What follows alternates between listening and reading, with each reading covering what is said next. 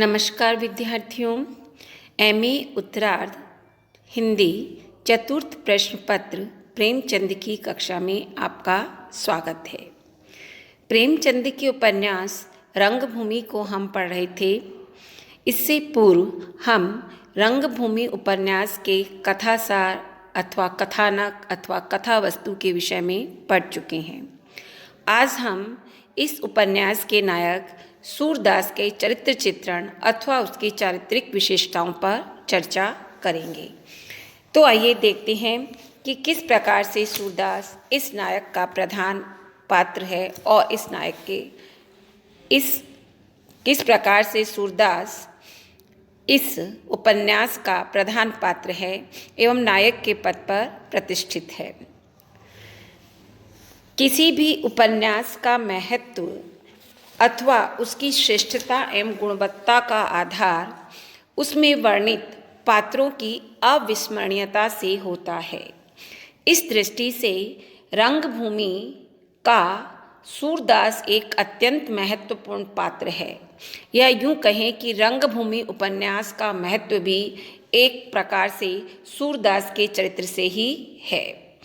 वैसे रंगभूमि में अकेला सूरदास ही नहीं, अनेक पात्र हैं जो अपनी उपस्थिति से रचना के सौंदर्य में वृद्धि करते हैं।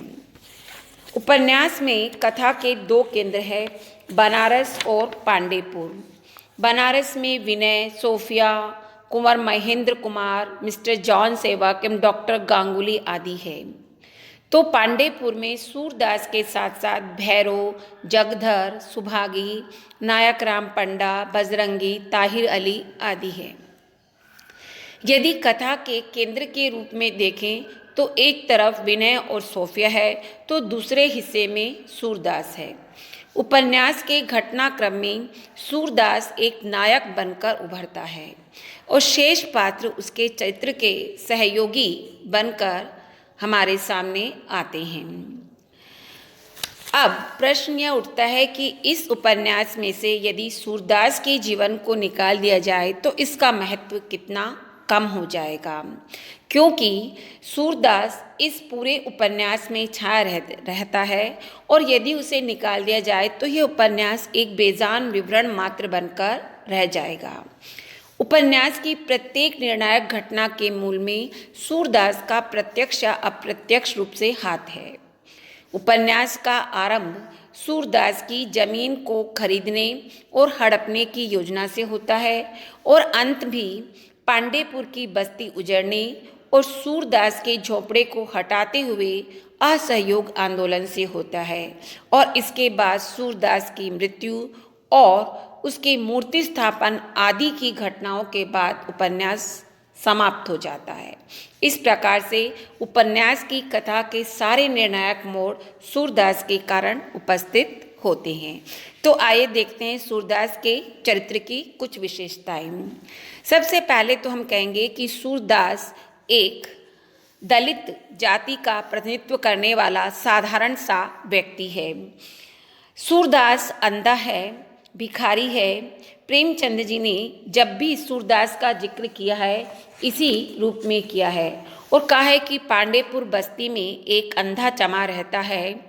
सूरदास उसका बना बनाया नाम है, भीख मांगना उसका बना बनाया काम है। परंतु इस उपन्यास में उसे भीख मांगते हुए बहुत ही कम दिखाया गया है। हाँ, वह एक साधारण सा भिखमंगा अवश्य है और उसी की दिनचर्या का पालन करता है। उसके जीवन में दरिद्रता है पर फिर भी शांति है। वह शरीर से कमजोर नहीं है। सूरदास का चित्रण इस प्रकार से किया गया है। सूरदास था तो दुबला पतला पर उसकी हड्डियां लोहे की थी। बादल बूंद सर्दी गर्मी झेलते झेलते उसके अंग ठोस हो गए थे और इस शांत जीवन में अचानक एक दिन तूफान आता है और इस तूफान से जूझते हुए इस छोटे से अंधे नायक सूरदास की एक महान प्रतिमा बन जाती है और इस प्रकार से यह जीवन को रंगभूमि मानता है, इस पर अपना खेल खेलता है और कई बार हारता है और उसकी निगाह हर बार जीत पर ही रहती है। इसके अतिरिक्त हम देखते हैं कि उसमें नेतृत्व क्षमता गजब की है। वह सामान्यतः भिखारी है, परंतु कभी भी भीख मांगता हुआ नहीं मिलता, बल्कि वह तो न्याय मांगता हुआ संघर्ष करता मिलता है। यहाँ से प्रेमचंद इस चरित्र को उठाते हैं और उसे जननायक के पद पर पहुँचा देते हैं। वह अंग्रेजी राज को टक्कर देने की क्षमता रखने वाला पात्र है। वह कहता है, मैं हाकिमों को दिखा देता कि एक दीन अंधा आदमी एक फौज को कैसे पीछे हटा देता है, तोप का मुंह कैसे बंद कर देता है, तलवार की धार कैसे मोड़ देता है। सूरदास का कहा गया ये कथन ही उसके नेतृत्व क्षमता का अप्रतिम उदाहरण है।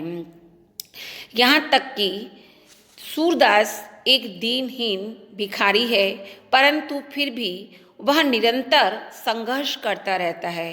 प्रेमचंद ने संघर्ष का एक पक्ष में इनको रखा है, तो दूसरे पक्ष में ब्रिटिश शासन, राज महेंद्र कुमार और जॉन सेवक आदि हुई है।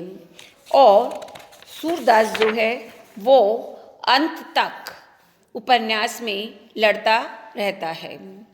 उपन्यास के आरंभ में भले ही सूरदास भीख मांगता दिखता है, परंतु थोड़ी देर बाद ऐसा लगता है कि भिखारी सूरदास नहीं वरना मिस्टर जॉन सेवक लगने लगता है।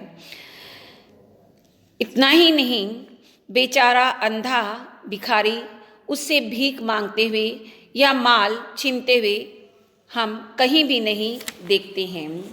दूसरा मुख्य गुण है सूरदास का कि वह आदर्श चरित्र है। उपन्यास के भीतर यदि हम नज़र डालते हैं तो हम देखते हैं कि उपन्यास के सभी पात्र सूरदास की तारीफ करते हैं, प्रशंसा करते हैं, उसकी निंदा कोई नहीं करता। यहाँ तक कि प्रेमचंद भी उसके समर्थन से ही कथा का विकास करते हैं, उसे ही एक आदर्श पात्र के रूप में उपस्थित करते हैं। उससे अच्छा, बड़ा, धर्मात्मा, चिंतक, विचारक सब मान लेते हैं और सभी उसकी तारीफ करते हैं। लोग उसका नाम भी बड़े आदर से लेता है। एक प्रकार से सूरदास जो है वह यथार्थवादी पात्र नहीं, वह केवल आदर्श है, कल्पित है। यही कारण है कि उसका अनुगमन कोई नहीं करना चाहता। प्रेमचंद जी भी उसे व्यवहार जगत का पात्र नहीं मानते, भले ही उसे वरेण्य मानते हो परंतु वास्तविक नहीं मानते हैं। इसलिए शेष पात्र चाहे वो अच्छे हो बुरे हो इस दुनिया के वासी हैं। जैसे कि मिस्टर क्लार्क यथार्थवादी पात्र है और चतारी के राजा साहब, जॉन सेवक, नायक राम पंडा, बजरंगी, जगदर सब जीती जागती दुनिया के पात्र हैं। परंतु सूरदास एक आदर्श पात्र है, वह अलौकिक पात्र है। उसके जैसा कार्य हम नहीं कर सकते, यह तो वही कर सकता है, उसकी शक्ति अविश्वसनीय है। इसके पश्चात एक अन्य चित्रण हम देखते हैं सूरदास का कि वह संघर्षशील है। सूरदास के जीवन की मुख्य समझ यही है कि यह जीवन जो है वो खेल का मैदान है, रंगमंच है और यही रंगभूमि है। जिसे राजा की भूमिका मिलती है वह राजा बनता है, जिसे अंधे की भूमिका निभानी है उसे अंधा बनना है। सब अपने धर्मों का पालन करते हैं, उनका वैसा करना ही ठीक है। देखिए, उपन्यास में भैरव ने सूरदास की झोपड़ी जला दी तो भी वह कुछ नहीं कहता। सूरदास ने भैरव के रुपए भी लौटा दिए। इसी तरह सब लोग अपनी भूमिकाएं निभाते हैं और इस रंगभूमि में अब चलते रहते हैं। यही सूरदास की जीवन दृष्टि का सार है। एक प्रकार से सूरदास को गांधी एक अन्य विशेषता हम कह सकते हैं कि निरंतर संघर्ष करता रहता है, अन्याय के खिलाफ आवाज़ उठाता रहता है और एक प्रकार से गांधी जी का अनुयायी प्रतीक होता है। इस संबंध में एक आलोचक हंसराज रहबर ने कहा है कि प्रेमचंद ने जाने या अनजाने गांधीवाद के इस प्रतीक को अंधा दिखाया है, तो वस्तु स्थिति से आंख मूंदकर और अपने आप में डूबकर लड़ता रहता है। मगर प्रेमचंद यथार्थवादी थे, उनकी आंखें बंद नहीं थी, इसीलिए उन्होंने आदर्शों के मुकाबले अंत में यथार्थ की ही जीत दिखाई है। बढ़ते हुए पूंजीवाद के सामने सामंत युग की पुरानी व्यवस्था, उसकी मान्यताएं नहीं ठहर सकती। सत्याग्रह आंदोलन होता है, उसके बावजूद पांडेपुर उखड़ जाता है और जान सेवक का कारखाना लग जाता है। सूरदास अपनी हार स्वीकार करता है, तुम जीते मैं हारे। लेकिन गांधीवादी सत्याग्रही हार को हार नहीं मानता। गांधीवाद की तरह ही गांधीवादी सत्याग्रह की तरह वह हार को हार नहीं मानता है। और इस प्रकार से हम देखते हैं कि सूरदास को गांधी जी का प्रतीक है ये तो नहीं कह सकता, वह गांधीवादी सिद्धांतों का अनुयायी अवश्य कहा जा सकता है। और असहयोग आंदोलन के बाद ही रंगभूमि उपन्यास की रचना हुई थी, इसीलिए गांधी जी ने इसमें संघर्ष के पथ को अपनाया, तो सूरदास भी रंगभूमि में संघर्षशील रहता है, अन्याय के खिलाफ डटे रहने वाला। इस उपन्यास में हम देखते हैं कि सूरदास की जमीन हड़पने, पांडेपुर खाली कराने और सूरदास का झोपड़ा गिराने में सफल हो रहे हैं, परंतु सूरदास जो है वो हार नहीं मानता। वह सब लोगों को ये समझाने में सफल रहा कि तुम अन्याय कर रहे हो, अधर्म कर रहे हो, बल का दुरुपयोग कर रहे हो, यह तुम्हारी नहीं अन्याय की जीत है। और अन्याय की जीत अस्थायी होती है, अंतिम विजय सत्य की ही होती है और वह होकर रहेगी। बावजूद इसके मिस्टर जान सेवक कानून बनवाकर जमीन ले लेते हैं और बाद में पांडेपुर की बस्ती खाली करवा दी जाती है। इस पर भी सूरदास कहता है, अन्याय के खिलाफ आवाज़ उठाता हुआ कि अपना घर है नहीं देते, जबरदस्ती जो चाहे ले लो। सूरदास यह रेखांकित करने में भी सफल हो जाता है कि मिस्टर जॉन सेवक, राजा महेंद्र कुमार और मिस्टर क्लार्क अन्याय कर सकते हैं, इसीलिए कर रहे हैं। भला सोचो कितना अंधेर है कि हम जो 70 पीढ़ियों से यहाँ आबाद हैं निकाल दिए जाएं और दूसरे यहाँ आकर बस जाएं। यह हमारा घर है, किसी के कहने से नहीं छोड़ सकते। जबरदस्ती जो चाहे निकाल दे, न्याय से नहीं निकाल सकता। तुम्हारे हाथ में बल है, तुम हमें मार सकते हो, हमारे हाथ में बल होता तो हम तुम्हें मारते। यह तो कोई इंसाफ नहीं है। सरकार के हाथ में मारने का बल है, हमारे हाथ में और कोई बल नहीं, तो मर जाने का तो बल है। और इस प्रकार से हम देखते हैं कि नायक सूरदास जो है वो निरंतर अन्याय के खिलाफ जूझता हुआ अंत में अपने प्राणों की आहुति भी दे देता है। यहाँ तक कि अकेला और निहत्था सूरदास कई बार बाजियां पलट भी देता है और वह स्वयं कहता है कि पांडेपुर के लोग जब सूरदास का साथ नहीं देते हैं तो वह अकेला पड़ जाता है, परंतु वह घबराता नहीं। पूरे शहर में घूम घूम कर वह मिस्टर जॉन सेवक और राजा महेंद्र कुमार को बदनाम कर देता है। तो इस पर प्रेमचंद जी कहते हैं कि सूरदास के आर्तनाद ने महेंद्र कुमार की प्रतिष्ठा को जड़ से हिला दिया। वह आकाश से बातें करने वाला कीर्ति भवन क्षण भर में धाराशाही हो गया। इतना ही नहीं, जब सुभागी और सूरदास पर मुकदमा चलता है, राजा महेंद्र कुमार निर्णायक है। गवाहों के बयान हुए, दोनों दोषी पाए गए, दोनों पर जुर्माना हो गया, परंतु सूरदास ने भरी अदालत में आम जनता के समक्ष निडर होकर अपना पक्ष रखा।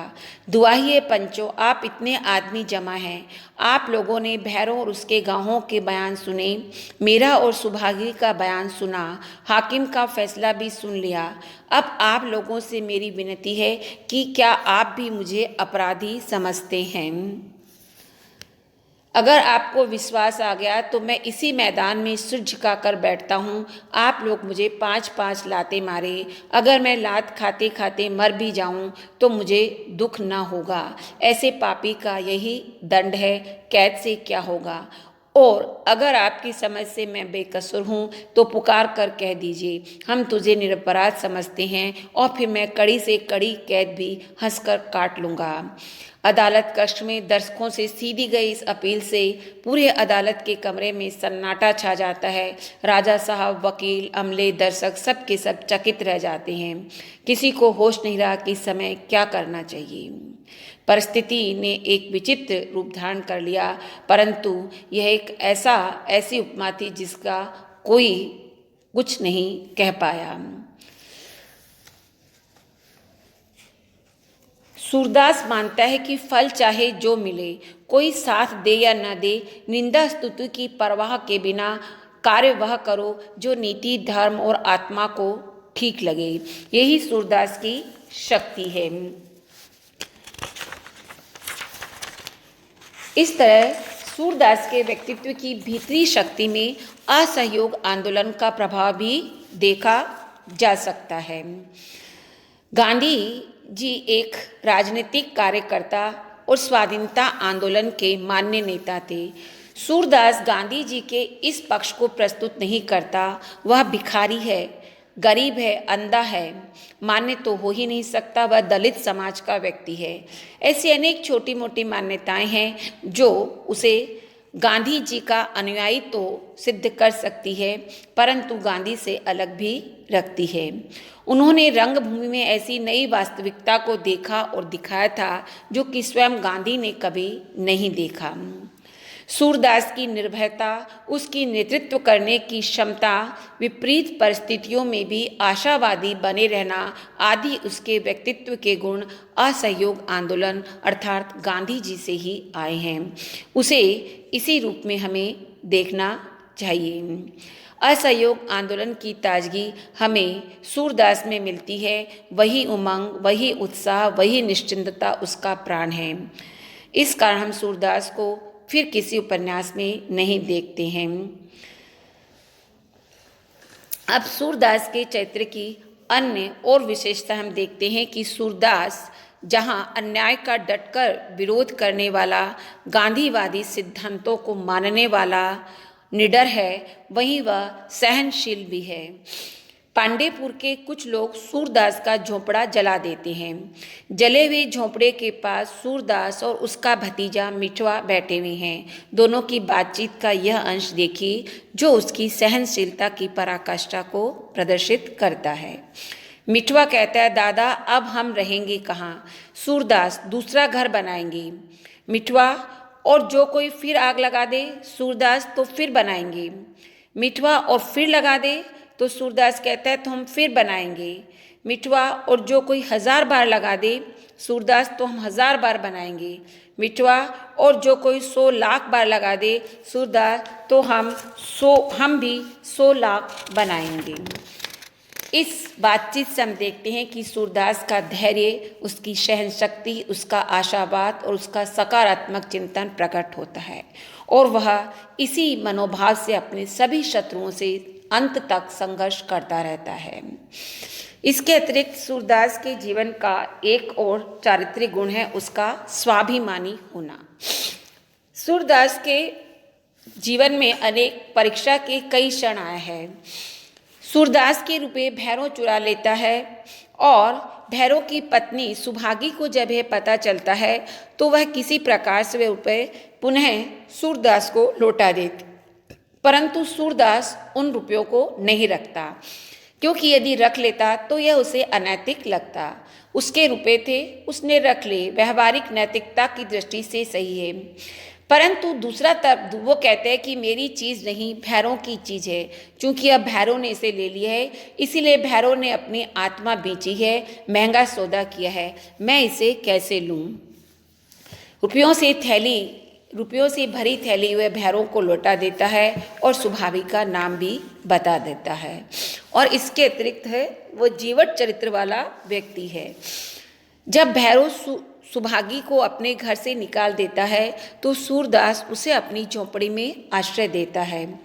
सुभागी और सूरदास का यह प्रकरण काफ़ी लंबा चलता है। मोहल्ले के लोग सूरदास पर फप्तियाँ कसते हैं और सूरदास का मन उचट जाता है और वह सोचता है कि इस बस्ती को छोड़कर तीर्थ यात्रा पर निकल जाए।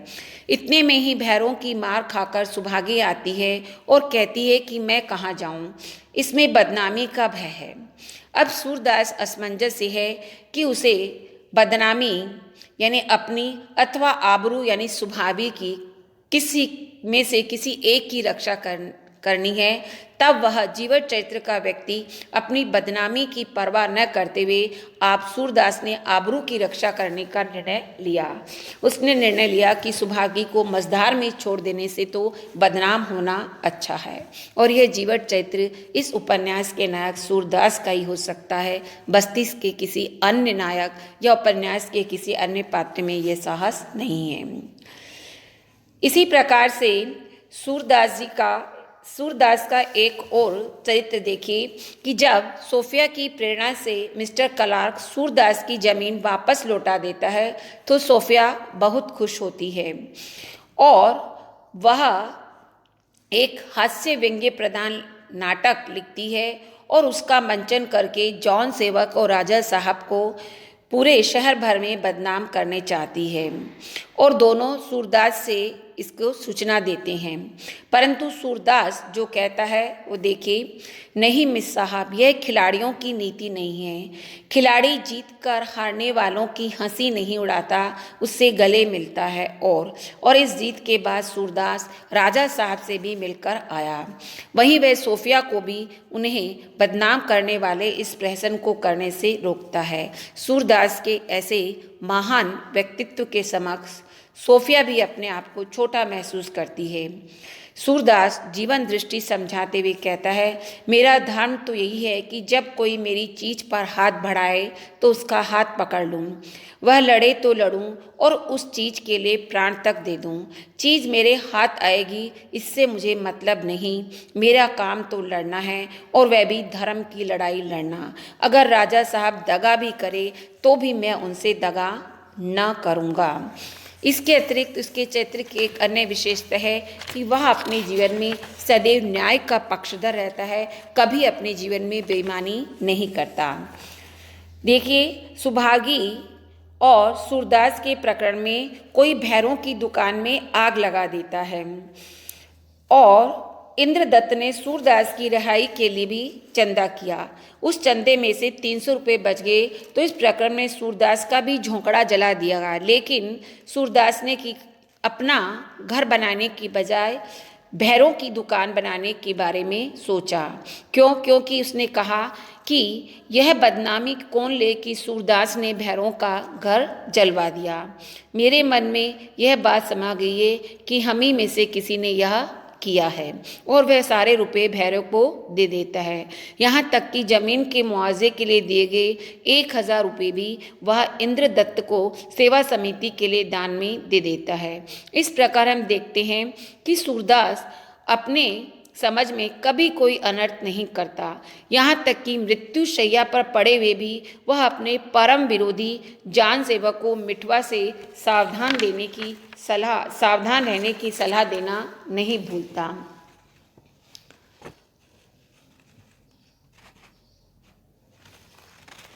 सावधान रहने की सलाह देना नहीं भूलता। सूरदास के व्यक्तित्व की इन विशेषताओं की तारीफ उपन्यास के सभी पात्र करते हैं। सूरदास भी प्रसन्न है कि उसने खेल में कोई बेईमानी नहीं की।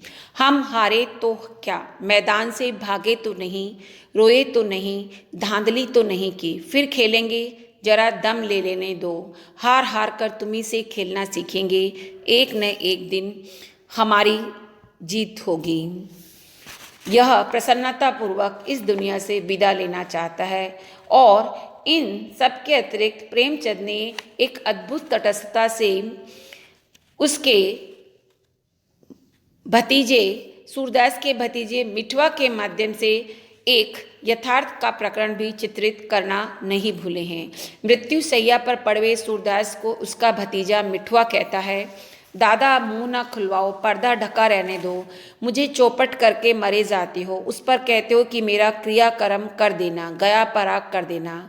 हमारी 10 बीघे मोरूसी जमीन थी कि नहीं, उसका मुआवजा 2 पैसा 4 पैसा कुछ तुमको मिला कि नहीं, उसमें से मेरे हाथ क्या लगा? घर में मेरा कुछ हिस्सा होता है या नहीं? हाकिमों से बैर न ठानते तो उस घर के 100 से कम न मिलते।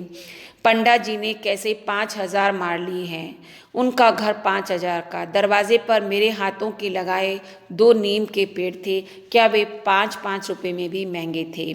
मुझे तो तुमने मटिया मेट कर दिया, कहीं का न रखा। दुनिया भर के लिए अच्छोंगे, मेरी गर्दन तो तुमने छुरी फेर दी, हलाल कर डाला। इस प्रकार सूरदास जी ने अपने नायक के इस चरित्र को भी चित्रित करना नहीं भूले हैं। हालांकि सूरदास ने अपनी तरफ से कभी भी जानबूझकर कोई बेईमानी नहीं की, तब भी वह अन्यायपूर्वक मारा गया। उसे अंग्रेज कलेक्टर मिस्टर क्लार्क ने स्वयं अपने हाथों से गोली मारी। दैहिक मृत्यु के बावजूद भी सूरदास जन स्मृति में जीवित रहा और उसकी मृत्यु के पश्चात जन नेताओं की तरह उसकी मूर्ति उसी स्थान पर जब बनाई गई जहाँ पर कि उसकी झोंपड़ी थी। हालांकि सूरदास अपनी लड़ाई में असफल रहा, परंतु उसने अपने पराजय के बावजूद अपने शत्रुओं की महिमा को भी धो डाला। अंग्रेज समर्थक राजा महेंद्र कुमार की सारी प्रतिष्ठा मिट्टी में मिला दी। अंग्रेज साम्राज्यवाद के प्रतीक मिस्टर क्लार्क को उसने हत्यारा साबित कर दिया। यह उसके चरित्र की नैतिक विजय है। यहाँ डॉक्टर रामविलास शर्मा का यह कथन उल्लेखनीय है। सूरदास की जीत क्यों नहीं हुई? इसलिए कि खिलाड़ी आपस में मिलकर न खेले थे, आपस में झगड़ते रहे थे। क्या उसकी बात सच है? किसान आपस में झगड़ते रहे थे, मजदूरों में न आपसी एका था, न उन्होंने किसानों से एका किया। फिर मिस्टर क्लार्क और जान सेवक की जीत क्यों न होती? इसके अलावा सूरदास भी मानो अपनी मृत्यु शैया से यही संदेश देता है अंत में कि अपने उजड़े हुए घर बसाने हैं तो अपना एका एक करो। इस प्रकार से हम देखते हैं कि इस उपन्यास में एक असहाय अंधे भिखारी के रूप में सूरदास जी को ही कवि ने उपन्यास का नायक तो बना ही, साथ ही उसे जनता का भी नायक उसकी चारित्रिक विशेषताओं के कारण बना दिया है।